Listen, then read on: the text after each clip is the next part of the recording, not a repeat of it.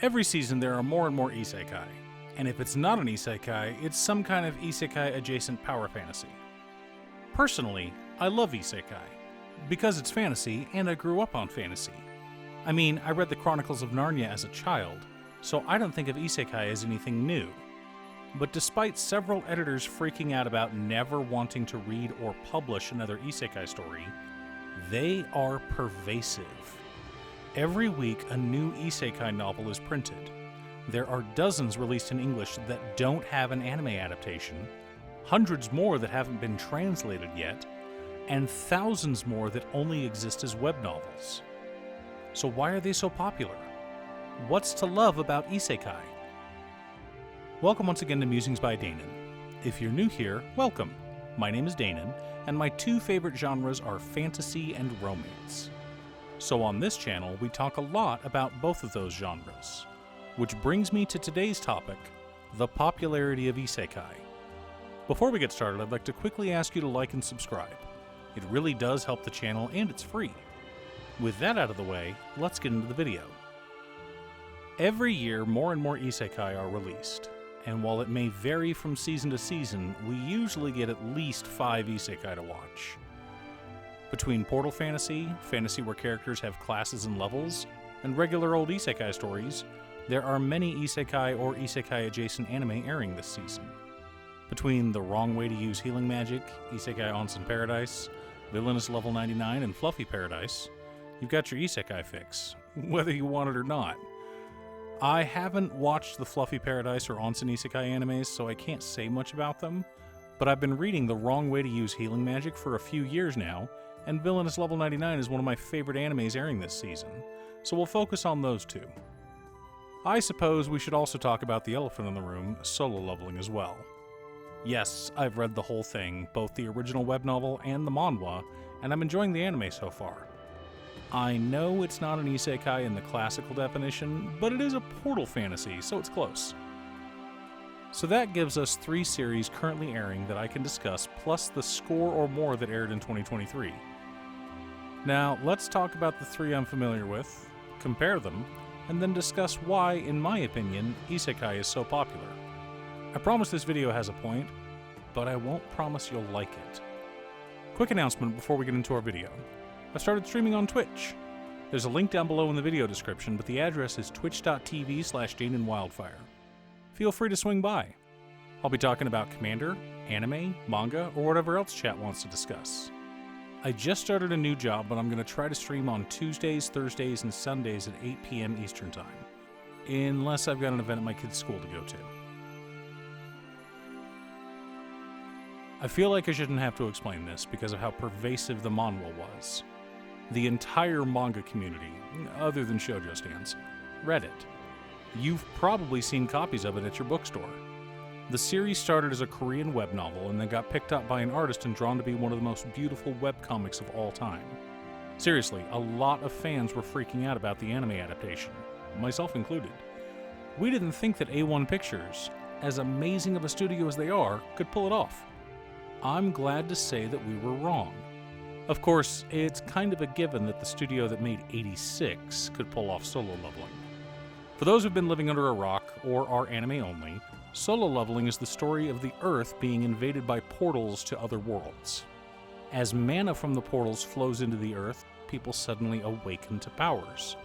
These people are called hunters, and they are the only things protecting humanity from the monsters coming from the other side of the portals. The problem is, once your powers awaken, that's it. You can train your body, you can train your skills, but your power remains the same. It's just a matter of how you use it.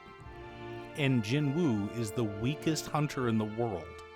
He's barely stronger than a regular human, but he can kill monsters if their backs are turned. He also spends a lot of time in the hospital recovering from almost dying. So why does he push himself? Why does he risk his life? Because hunting pays extremely well, and hospital bills are expensive. Not just his mother's. But Jinwoo died at the end of the 2nd episode, right? His body was basically destroyed and he was sacrificed on the altar in the center of the room. So where does the story go from here? What's next for Jinwoo? Well, the secret's in the title. Solo leveling. By the time this episode airs, people who are caught up on the anime will know that Jinwoo awakens with the power to level up. He is the only hunter in the world that can gain experience and become stronger. How strong does he get? And what is the reason for him leveling up? Well, you'll have to read the completed manhwa to find out. Talk about a fun series, am I right? This anime is just good old-fashioned fun. Our main character, Usadu, gets dragged along to another world by sheer coincidence. He's not one of the summoned heroes, he just happened to be walking home from school with them one fateful day.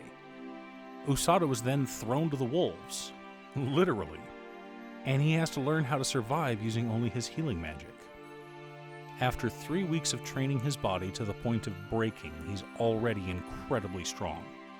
You see, exercise is the tearing down of muscles in order to regrow them back stronger, which takes time as our bodies don't heal overnight. So most people will work out different muscle groups on different days in order to let the muscles heal between exercises. But when you can constantly heal yourself, repairing the damaged muscles as you're exercising, you don't have to wait. And your growth is exponentially faster. I can't wait for this series to continue, and I'm excited for the other characters in the series to be introduced. I'm hoping the series is popular enough that Bluey gets a plush made, but we'll have to wait and see. Our story begins with our main character, Alicia Einheld, running late to school on the first day. She was late because she stopped to heal a sick old lady, but was still denied entrance to the dorms. Rules are rules, after all, says Oswald Grimzard, the son of the kingdom's prime minister. But he takes kindness on her and mentions how there's a gap in the wall around the corner. Alicia arrives and finds William Ares, the son of the general of the kingdom's armies, also climbing over the wall. He too had arrived late and was sneaking into the dorms. They eventually fall through the roof of the dorms, and Alicia lands on Edwin Valsheen, the Crown Prince. The four get to know each other and friendships are formed. Eventually, romance may bloom. But all that comes to a halt when Alicia runs into the monster that is Eumelia Dolkness. Alicia can barely stand on her feet. The overwhelming dark and sinister aura coming off Eumelia causes Alicia to cower in fear. Flash to the future, the four of them finally defeat Eumelia. Play the credits. Done. Hey now, that was a short anime. Only, it wasn't the anime. That was the game that our main character was playing. She enjoyed the gameplay, liked the main girl, but wasn't a fan of the romance options, so she never pursued them. Instead, she gets hit by a truck on her way to college classes one day, and wakes up in the body of young Eumelia Dolkness. That's right, this is another Villainess Isekai, and Eumelia is the main character. Eumelia decides from a young age that she doesn't want to get defeated, and her gamer mentality kicks in. She decides to level up. If she keeps killing monsters every day, from age 5 to 15 when she finally goes to school, she should be strong enough that she won't get defeated, right? Eumelia enters the school, and on the day of the entrance ceremony, everyone is required to put their hand on a crystal ball that will reveal what level they are. Most people are level 1, but a few are a bit higher. William is level 10, which is appropriate for the son of a general. But Eumelia is level 99. Well, there goes her quiet high school life. Okay, so 2 of these anime have leveling systems. I know that Jinwoo is the only one that can level, but there's still a leveling system, so let me have this. But despite there being a leveling system, something only seen in RPGs, those 2 are the anime geared towards a more mature audience.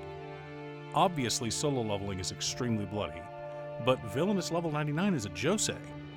I know that light novels aren't specifically categorized like manga are, but some are pretty obvious. Oftentimes, shoujo or shonen are more wish fulfillment. The character is chasing a dream, relying on the power of friendship, what have you. Characters are more two-dimensional and tropes are easier to spot.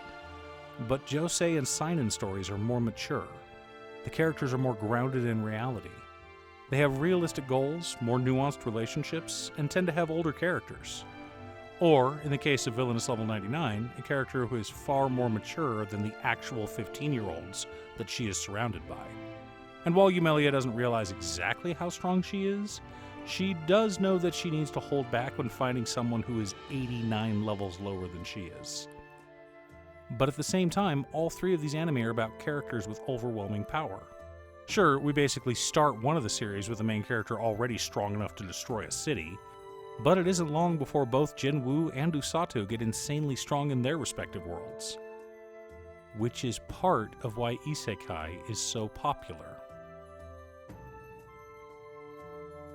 The world is a dark place. The rich and powerful control the world and are hoarding all the wealth and resources for themselves. They make all the rules. They buy politicians by the boatload. They sponsor laws that keep people poor. In 1980, $30,000 was what you could expect to make per year after graduating from college. Now, in 2024, to have that same purchasing power, you'd need to earn $160,000. In other words, $160,000 a year is middle class. But CEOs are laying people off so they can do stock buybacks and give themselves million-dollar bonuses, all of which is now legal thanks to them buying politicians and making their own laws. No wonder stories about ordinary people gaining the power to slay dragons are so popular. All of a sudden, you go from a regular person to someone with the power to make nations quake in their boots. You're strong enough to overthrow governments, destroy cities, wipe out armies, whatever you want. No one can stop you. And so you decide to use this power for good. You protect the innocent, punish the wicked, and bring peace to the land. Because that's what heroes do. Escaping from prison is the duty of all soldiers, and escaping from tyranny is the duty of all freedom lovers. And if we can't escape permanently, at least we can be inspired and entertained by someone who now has the power to change the world. In Japan, even if you're lucky enough to get married, you won't have time to raise a family. Because taking time off from work to raise a family means you're ignoring your work, disrespecting your coworkers, and dishonoring your company. The focus on companies over private lives is what has led to the population crisis ruining Japan. But so long as our company's making money and the economy's doing well, everything's fine, right? For every person who gets truck-cooned to another world, just as many die from overwork, only to wake up in a new body capable of superhuman feats of strength or magic. In fact, in most of the more recent isekai, I'd say that dying from overwork is much more common. Art is a reflection of reality. If we aren't happy with what the art is showing us, we must change that reality. Thanks for tuning in. Once again, a huge shout out to my editor Cute Stuff. I couldn't make these videos without her. If you'd like to hire her to edit your own videos, she can be reached at cutestuff.edits@gmail.com. Link is down below. If you're looking for ways to support the channel directly, you can head on over to patreon.com/Danon. There are several tiers to choose from. You can pick an anime or manga for me to do a video about, or you can join our monthly manga club. I also wanted to give a quick shout out to all of my patrons: Waffles, Jiraiya, Danny, Muffins, Marcus, Squishy, Brett, Roxy, Josh, Sean, Pob Zombie, Mark, Borgie, Nazwin, Pedro, Tom, Echo Fox, Midge, Swifty, Lucius, Detroff, Rally, Elf, Frank, Alex, and Jenny. You guys are awesome. I post anime or manga videos often, or you can click here to watch additional videos. Again, thanks for watching, and I'll see you all again next time on Musings by Danon.